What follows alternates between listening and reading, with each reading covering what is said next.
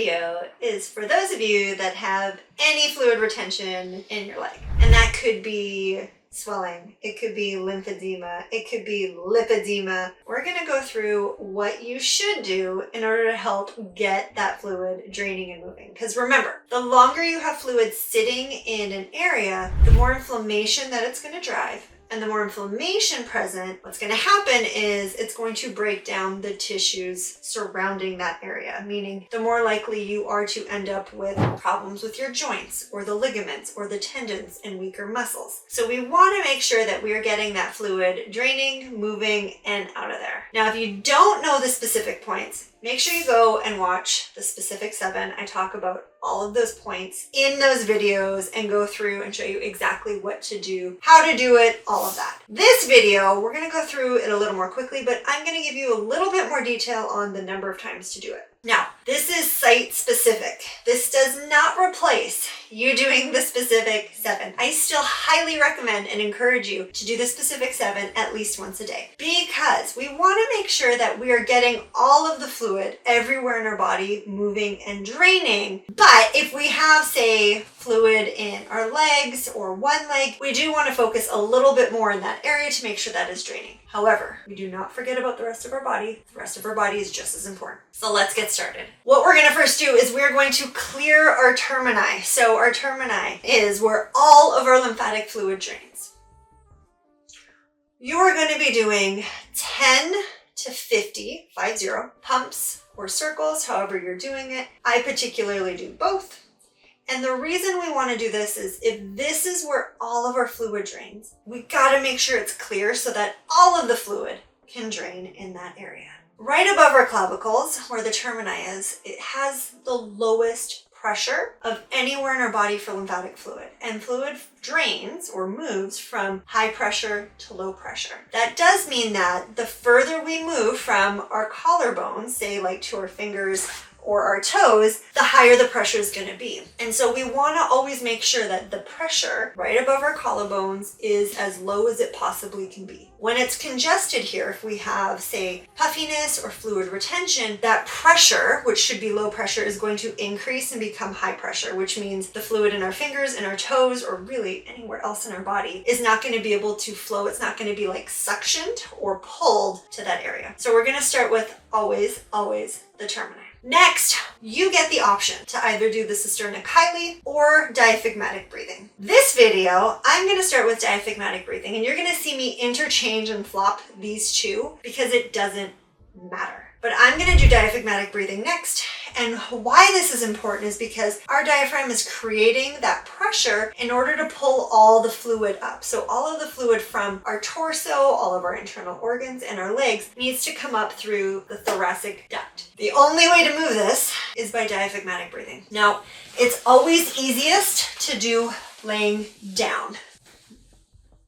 And what you're going to do is you're going to take a deep breath in, your tummy's going to come up, and then when you exhale, your tummy comes down. I'm not going to talk, I'm just going to show you what this looks like. And I always encourage, when you inhale, do it nice and slow, but have your exhale be even longer than your inhale. You're going to want to do a minimum of 3. That's the bare minimum. I'm going to suggest doing at least 5 up to 10 diaphragmatic breaths, especially if you have fluid retention in the lower part of your body. I'm going to recommend that you go on the higher number of the diaphragmatic breathing in order to really clear out that fluid in our abdomen.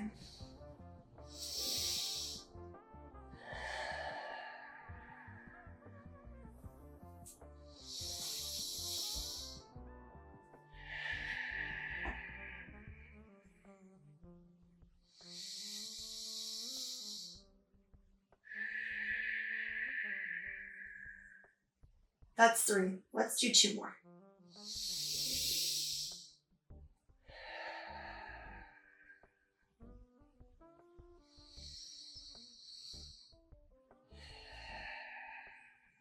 After we do the diaphragmatic breathing, we're going to move on to the supraclavicular. Now, the supraclavicular is typically more of an uncomfortable location. This one, we're not actually physically touching the lymph node. This one is really deep. And really what we're trying to do is create like a muscular reflex by encouraging the muscles in and around the cisterna chyli to drain. Just like every other lymph node point, we're going to do anywhere between 10 and 50, 10 and 50 when we're working our way down to that area.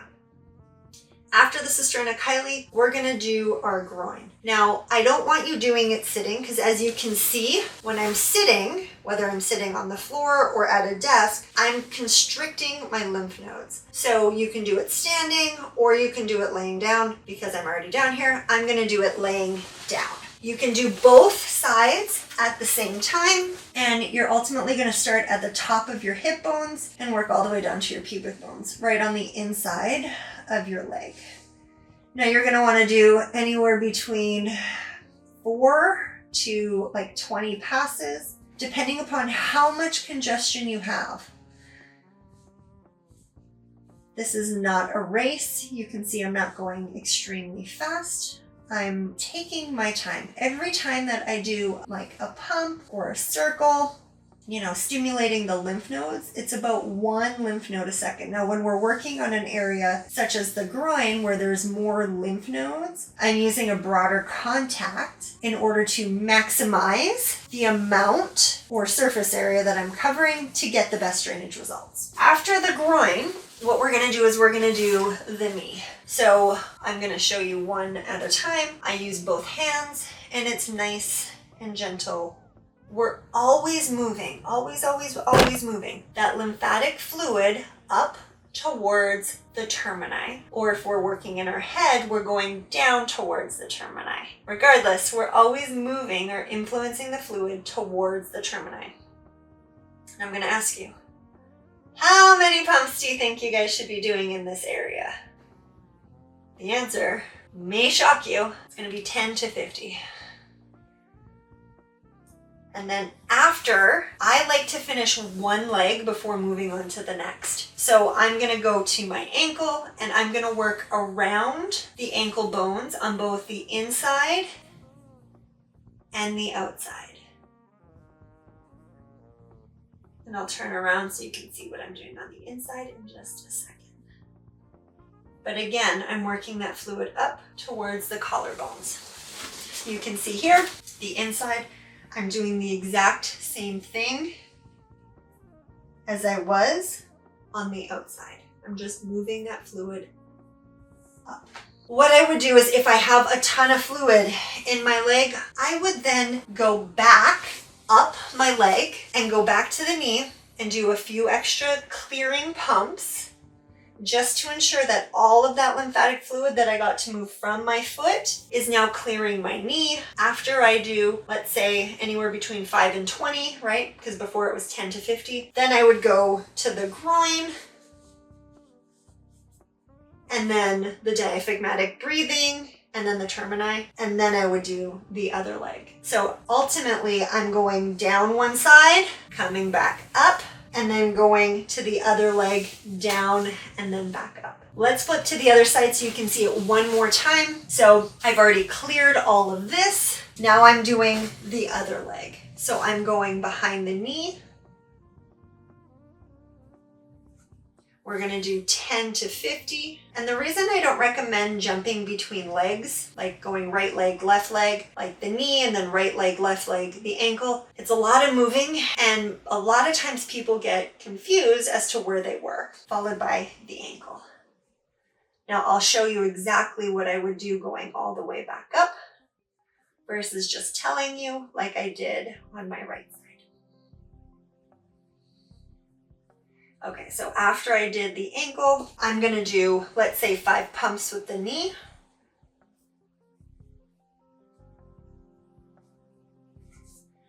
After the knee, I'm gonna do the groin.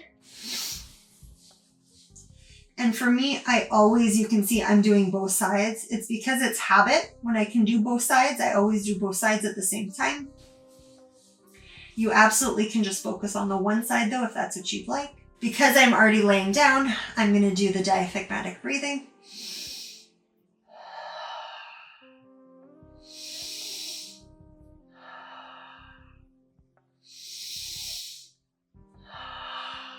I'm gonna usually do about 3 to clear it. Then I'm gonna sit up. I'm gonna do the Cisterna Kylie. Followed it up by re-clearing or pumping my termini to ensure that everything can drain. You're going to want to do this at least every day if you're somebody that has lymphedema, lipedema, fluid retention. The more you do it, especially in the beginning, the more you're going to get that fluid clearing, because the longer it sits there, the thicker and the harder it is to get it moving. Think of this fluid as like molasses versus water. The longer lymphatic fluid has been sitting there, the more it's going to become thicker and harder to move. So the more often you're going to have to do it. This is where consistency is key. And then as you start to see improvements, you can then spread out how often you do it. But I'm going to highly encourage you, do not leave out the specific 7. Do your whole body, because you will get better overall full body lymphatic drainage. Thanks for being here and happy draining.